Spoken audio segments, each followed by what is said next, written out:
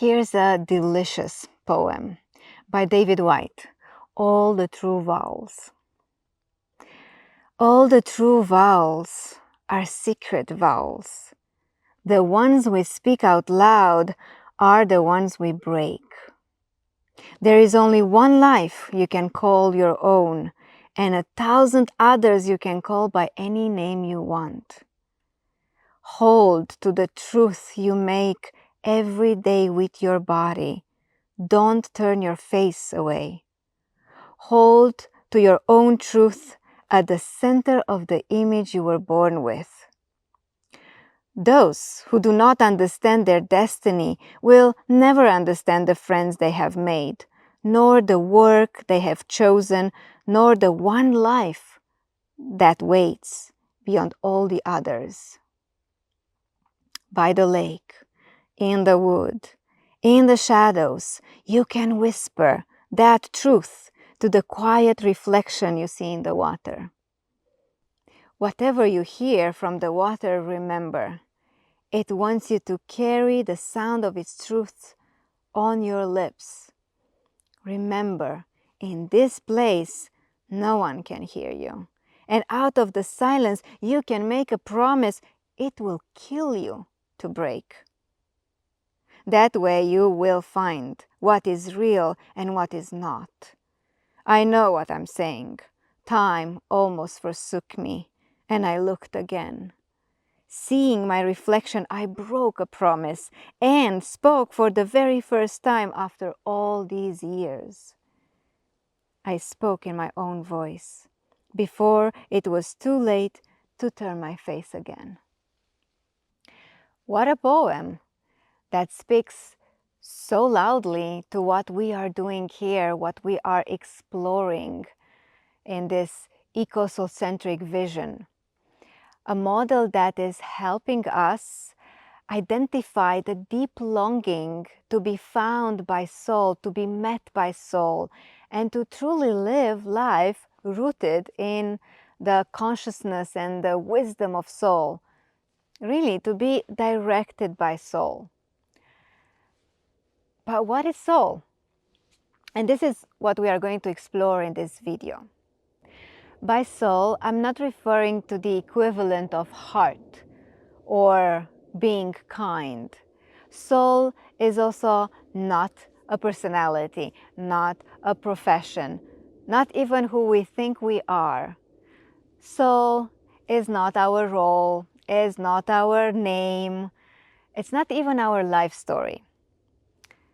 Soul is the source of our mythopoetic identity. I hope I'm making you curious. Soul is that image that is born out of the world's imagination. It is a secret poem that was patiently and tenderly planted within our being, perhaps even before we were born. Here is a quote that I really love. It goes like this: I want to remember the face I had before the world was made. A quote by William Yeats. Our soul is our unique place in the greater web of life. It is your ecological niche, your one spot in the vast ecosystem of existence that is only yours to inhabit. That is quite amazing, isn't it? Another way to look at soul is by the words of David Whyte. It's the center of the image you were born with. Like a bird shaped for a particular sky, or like a flower that is meant to blossom having a certain patch of earth, or like a stone that belongs to only one river bed only. This is how unique our soul is. To be human is to be guided by mystery.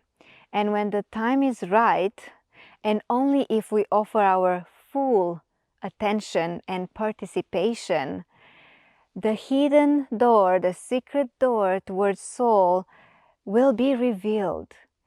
And when it opens, everything changes. We are transformed, not by perfection, but by the depth of our willingness to surrender to the necessary psychospiritual depth that will shapeshift us, that will shape the ego and will root ourselves into our place, into our soul. The eco-soulcentric vision tells us that we carry a personal myth. This term was coined by Carl Jung. Pattern of destiny that is formed both by the psyche and also by the nature. Our souls are not random. They are born from the same intelligence that guides the salmon back to its birthplace by swimming upstream, by the same intelligence that guides the storks to leave their nests in the autumn and come back in spring.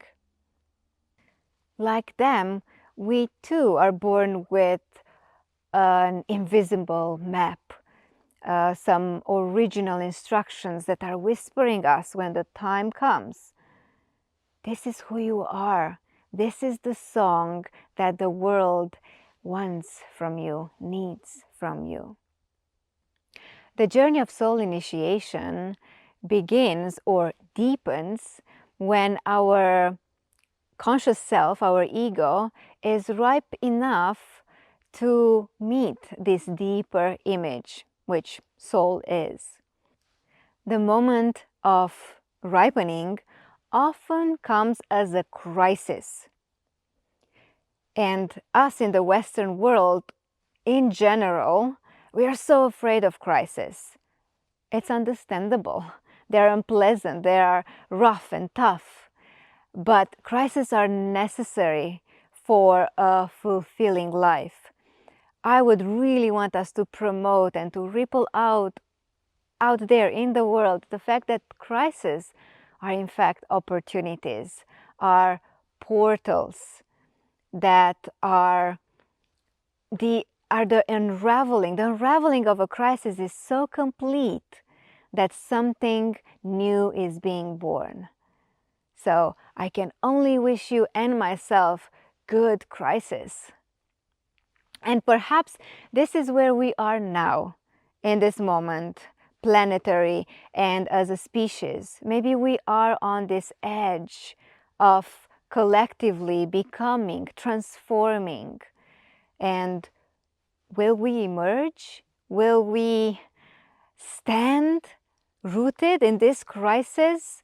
Will we go through the passage, this dark passage, and will we arise, hopefully wiser, more rooted, more sane, more whole, connected, truly, actually, truly, honestly connected to the heart of the earth? This all depends if we are prepared enough to remember the path and the ancient way of soul initiation. This path is the making of the passage into adulthood. Most of us in our culture nowadays, we are not taking that journey, the journey of soul initiation. Most of us, we are living in societies that are disconnected from nature, disconnected from the outer wild, and also disconnected from the inner wilderness. We have lost our belonging to the living world. And this loss, it's not small. It is, in fact, the root of our planetary crisis right now. Without initiated adults that are connected to nature and to soul, we cannot go very far. Without adults that know who they are, know the reason why they were born, know the gift that they are here to offer, Without them, there is no possibility for the culture to evolve in a life-enhancing way. A true adult is someone who experiences themselves first and foremost as a true member of the Earth community. Also someone who has been gifted with a vision about their unique place in the family of things. And also someone who is living this vision as a devotion.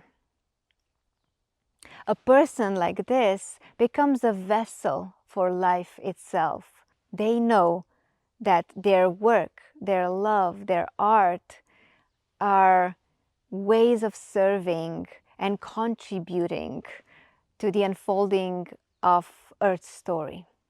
To seek soul is to wander in the world with a cracked, open heart, ready to be touched by everything that is calling you, ready to listen to the poem, to the song, to the image that you were born as. And if you are lucky, you will be found by this glimpse of soul. And then, after that, nothing really will matter quite as much. Soul is not a psychological concept, nor it is a spiritual concept. It is ecological. It is embedded in the earth, in the world. It is like having ego and soul merging, coming together, falling in love, and forming a sacred marriage. And out of this union, out of this strong partnership and devoted collaboration, life begins to feel like an act of creation. Life is really in service. I am wholeheartedly wishing you to be courageous, crazy, devoted, innocent, and you name it, enough to step on this journey of soul initiation.